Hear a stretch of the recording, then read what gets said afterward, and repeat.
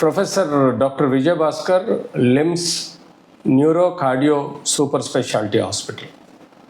ఈరోజు మనం చర్చించుకునే విషయం ఫ్రాక్చర్స్ అన్నది మనం కామన్గా రోడ్ సైడ్ కానీ, ఇళ్లలో కానీ, పిల్లలు ఆడుకునే స్కూల్లో కానీ, గ్రౌండ్లో కానీ జరుగుతుంటాయి.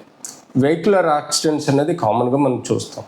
సో ఫ్రాక్చర్స్ అనేది రెండు విధాలుగా ఉంటుంది. ఒకటి కాంపౌండ్ ఫ్రాక్చర్స్, రెండోది క్లోజ్డ్ ఫ్రాక్చర్స్.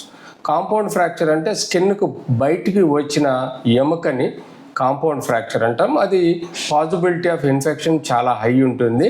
అది వితిన్ 6 అవర్స్లో దానికి మనం సర్జరీ కానీ లేకపోతే కావలసిన ఫిక్సేషన్ కానీ చేసి దాన్ని ప్రొటెక్ట్ చేయాల్సిన అవసరం ఉంది. క్లోజ్డ్ ఫ్రాక్చర్లో యూజువల్గా స్కిన్ లోపల ఉంటుంది, అది బయటికి రాదు.